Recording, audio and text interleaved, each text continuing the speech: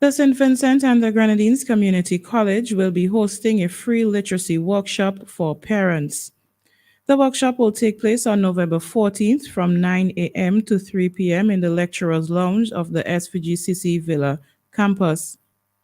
Persons wishing to participate can call the college, visit their Facebook page, and click on a link that will take them to the registration page or scan the QR code presented. The sessions will include read aloud, the informal reading inventory, word attack skills, sight words and high frequency words, comprehension, and writing skills. The college says only 25 spaces are available. The Medicinal Cannabis Authority has opened a new office in North Leeward, providing traditional cultivators in that area with support. Speaking at the opening ceremony on Monday, Area Representative for North Leeward, Carlos James, noted that traditional cultivators in North Leeward have been at the forefront of cannabis production even before decriminalized legislation came into being, and government wants to ensure that these traditional cultivators are given the support needed. Because this is the home of cannabis, we should bring the resources, the infrastructure here to our farmers in this community. We ought to have a space where our farmers can come and get the necessary applications and guidance on how we are moving the industry forward. A hub where they can obtain information and share knowledge with the policymakers in the medicinal cannabis industry, the minister remarked. Meanwhile, farmers were officially given letters for land. According to Chairman of the Medicinal Cannabis Authority, Dr. Gerald Thompson, approximately 100 acres of lands were procured by the government for traditional cultivators. We have cut it up, we've surveyed it. Today, we want to start that process of formally handing over the letters in order to get the deed for those particular lands, Dr. Thompson said. The office will function in a dual role as the Farmers Support Company will also operate from there, providing vegetable and root crop farmers with fertilizers, seeds, information, and technical support, in addition to the support offered through the Ministry of Agriculture. In news of the region, a private primary school in Guyana has released surveillance footage to combat allegations about a teacher's response to a fatal incident where a 6-year-old student swallowed a thumbtack and died. Family members initially claimed the teacher ignored the boy's pleas for help, saying he was sent back to his seat twice, first when he called out for assistance, and again when he returned with a water bottle shaking. According to the family, the teacher only responded when the child began struggling to breathe and lost consciousness. Medical examinations later revealed that the child, sorry, however, the school's surveillance footage shows the teacher immediately responding to the child's initial complaint, leaving her desk to assist him, and subsequently seeking help from other teachers before rushing him to the hospital. Medical examinations later revealed that the child, Mikay Rodriguez, had swallowed a thumbtack, which apparently blocked his airway and caused internal damage. He was pronounced dead at the West Demerara Hospital despite the doctor's efforts to save him. The Ministry of Education has been notified and the incident remains under investigation. The government of Grenada has condemned the actions taken by residents in the burning of debris and attempts to block access to the site at the Harvey Vale playing field on Carriacou. The field, which is being used for the collection of debris from Hurricane Beryl, was found ablaze on Sunday night, prompting fire services to respond. The government said as a result, the fire department was forced to use several gallons of water to contain the blaze, noting that the island cannot afford such behavior given the water challenges already being experienced in Carriacou and Petit Martinique.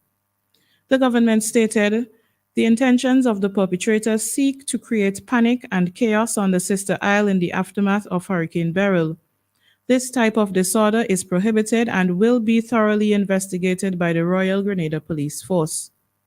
Member of Parliament for Carriacou and Petty Martinique, Tevin Andrews, in a message to his constituents, said the matter is currently under investigation and officials are receiving some interesting information as the situation develops.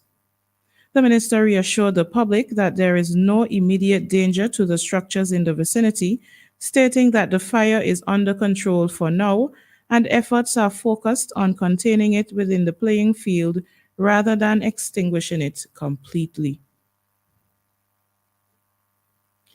In international news, 6 French teenagers have been convicted in connection with the 2020 killing of a history teacher, Samuel Paty.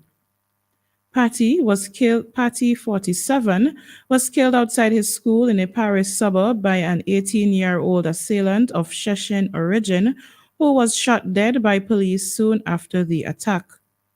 The teacher had shown his pupils caricatures of the Prophet Muhammad in a class on freedom of expression, infuriating some Muslim parents. Caricatures are drawings that make someone look funny or foolish because some part of their appearance is exaggerated. The teenagers were found guilty of charges related to taking part in a premeditated criminal conspiracy and helping to prepare an ambush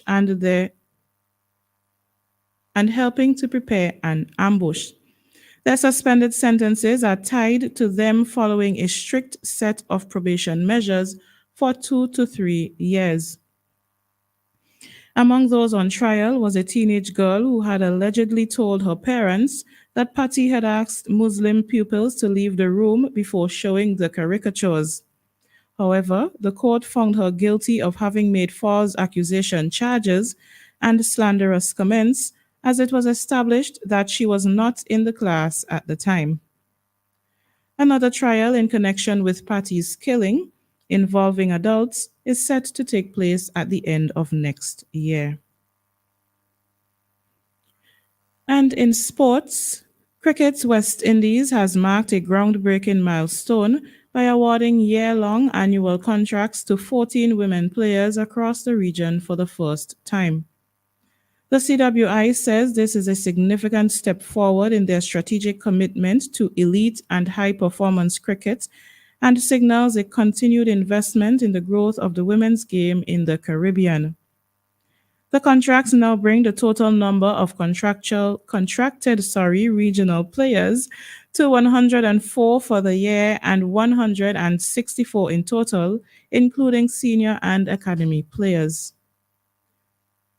Cricket West Indies Director of Cricket, Miles Bascom, said, awarding contracts to these talented female players underscores CWI's commitment to advancing cricket in the region. The only way to ensure that West Indies teams, both men and women, have consistent showings at the international level is to ensure the development and growth at the regional level. He added that CWI is dedicated to making further investment in regional talent and building a strong foundation for future success. This was WEFM's Midday News, and I have been your presenter, Dianna Cain. Join us at 3 o'clock as we bring to you WEFM's 3 p.m. news. WEFM's Midday News came to you with the kind compliments of Quartz St. Vincent Limited. If you're working for a while, come by Quartz, I'll make you smile. Quartz Black Friday come around. We are the best prices in town. Yeah, it's back, Quartz Black Friday. I tell you, hurry fast, traffic on the highway. You know we got unbeatable prices. And furniture, electronics and appliances. Are you coming? Say yeah. Weekly prices. Biggest and best deals of this season. Shop and credit to win big. And bend the finger till next year, February. Clock out and come down to Quartz. Quartz already load. Quartz already load. Quartz already load. When Black Friday come out. Did you know